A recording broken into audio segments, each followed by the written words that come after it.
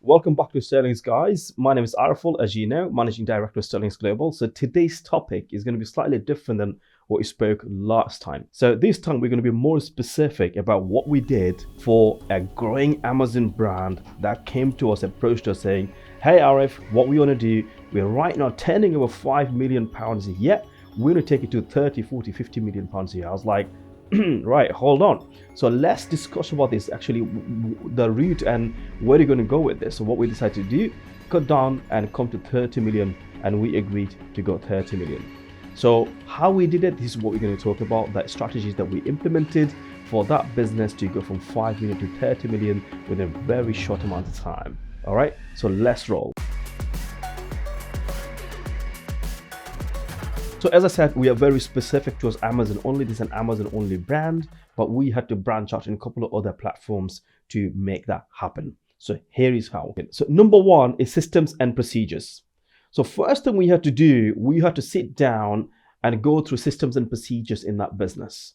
Systems and procedures is such a key component. I had to pick it on number one for you to put your big attention towards that.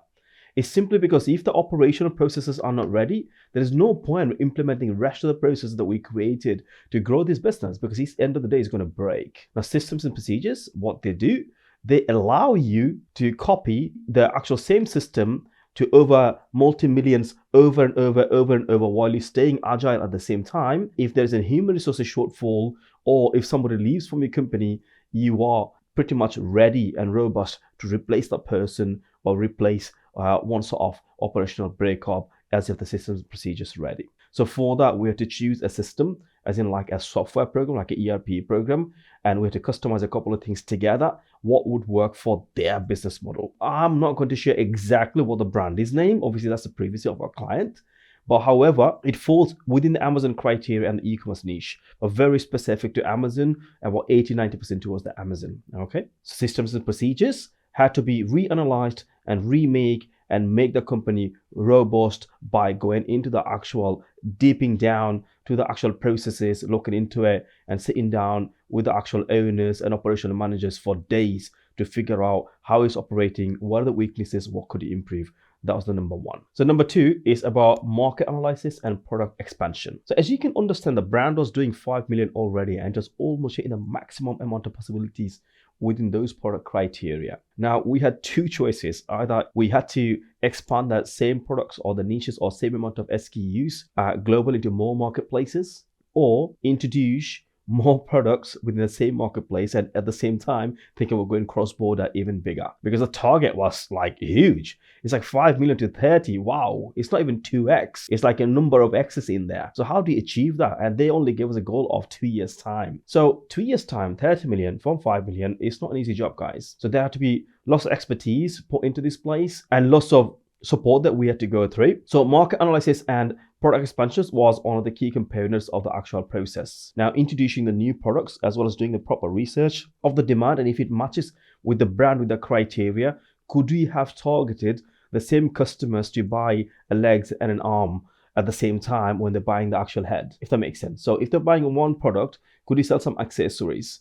Could you then basically say, okay, if we have that product, you might as well have some more of it. It's like, just making sure that one product relates to a chain of products. That was the strategy that we went through. While they were at the beginning within the 5 million, they were selling just literally one product within one category. What we did then, we figured out how about we expand our product criteria, selling to the same person as a bundle, or maybe we do other sort of promotion, which I'll touch later, get the same customer to buy from us over and over again. Don't forget, it's 80% easier to sell to the same customer than finding a new customer trying to sell to them, because they're already used to your brand, right?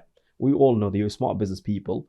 You're already turning over millions. That's why you're watching this video. So that's the strategy that we followed. It's a very simple process, even though you already know it. But following, actually listening to me now, is going to open up some, pause over here. But maybe we could do that as well. That's the purpose here. Not only that, we had to also consider the trend, because you can't just choose a product and go and create a demand. That's a massive ask for the brand. So we had to go to the actual trend. We had to use Google Trend. We had to use multiple software to figure those out, what we're going to do. We had to create a massive catalog of what products are possible to put into that actual niche alongside the existing products that are working.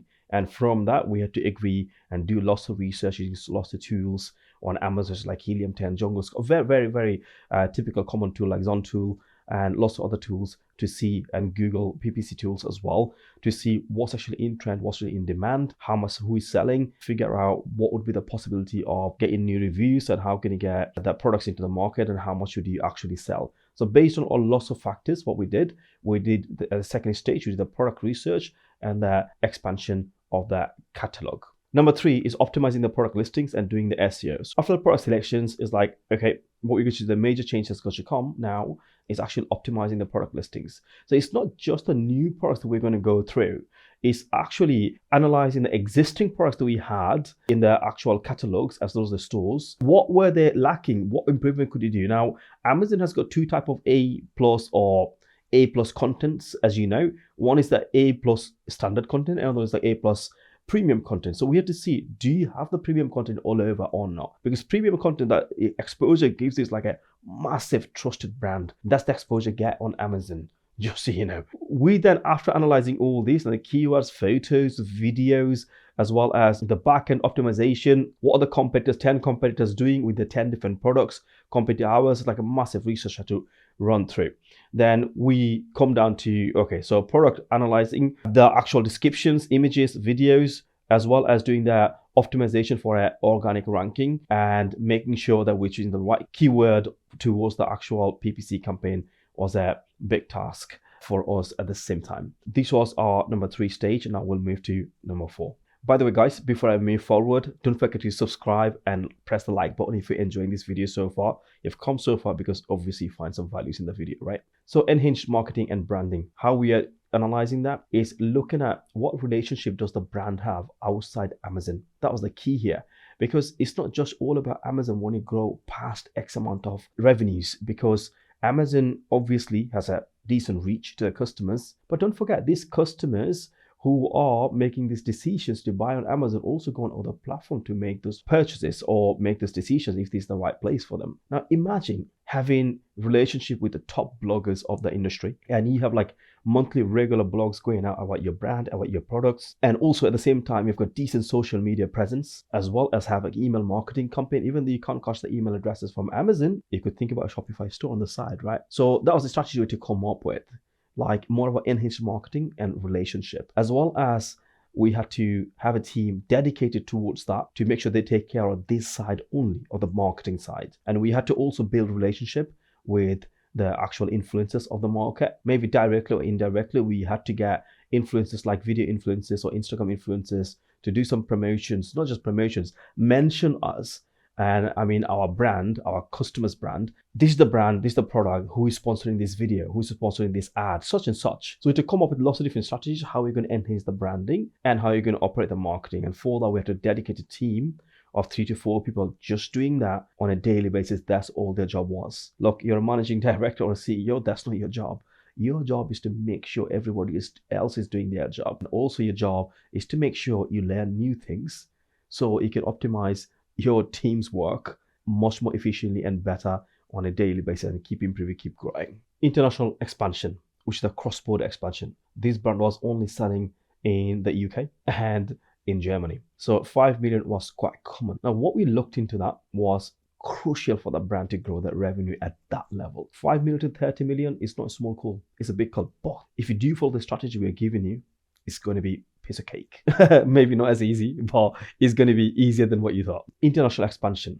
How it happened. We looked at the actual data in the USA because, as you know, that's the biggest marketplace. As we looked at in Emirates, also we looked at India, Australia, and some other European marketplaces at the same time, like Belgium, Italy, France, and Netherlands. The actual strength of the content and the actual brand presence was a lot more stronger in the UK than compared to Germany. So what we decided to do in that case, we decided to go for English speaking countries before we went for the other non-English speaking countries like France or Italy. It's simply because the marketing and the actual brand exposure was a lot more easier in English rather than actually doing it in another language. Even though Germany was doing great, but it's not all about that here. We are talking about serious growth within a shorter period of time. It takes years to build a brand in a language. So we had to consider that, right? And we already developed the brand to a certain stage that developing in the same language and same habit of people was going to be a lot more easier and a lot more achievable. Then we looked at USA, and USA was the one. Because don't forget, in another of my videos, I already told you in USA, you always think 10x, 10x, 10x, 10x. So potentially this brand could be doing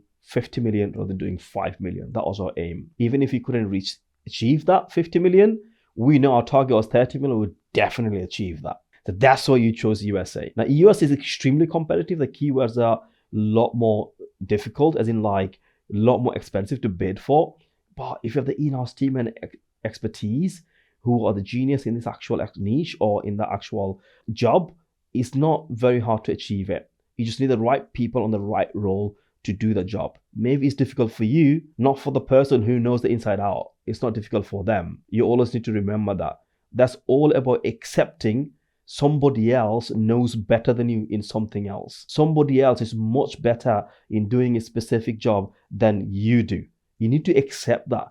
As a lot of CEOs and managing directors, they get offended by it if we mention it. But just chill out. Look at Warren Buffett. What's his strategy? Guy didn't know anything about such and such, such and such and such. What he did, he got the actual heads and the genius in such and such department, such and such task, such and such job roles. This is how he built his net worth, right? That's what all the successful people do. You're no different. So you must accept the fact that other people are better than you in certain type of work. And this is why they need to take lead, especially in this day and age of this growth between 5 million and 30 million. All right, we're doing serious business here. So we went to USA, and then basically we did our cross-border expansion. That helped us massively getting exposure to our sales. That, you know, the actual cross-border expansion was a great one and a key decision to make. Now let's move to the next strategy, what we did. Thanks for watching, guys. As you can appreciate, Sterlinx is not just an e-commerce accountancy firm. We do understand e-commerce very well, and your accountants need to understand that if they want to help you to grow your business. If there is anything else that you think we can help you with, or create more content towards to make it more beneficial for the high growth entrepreneurs like yourself, leave a comment and we'll try to produce a video for you. How about that? Is it cool? Right, don't forget to press the like and share this video, and if you really want to see more, do subscribe. Thank you very much.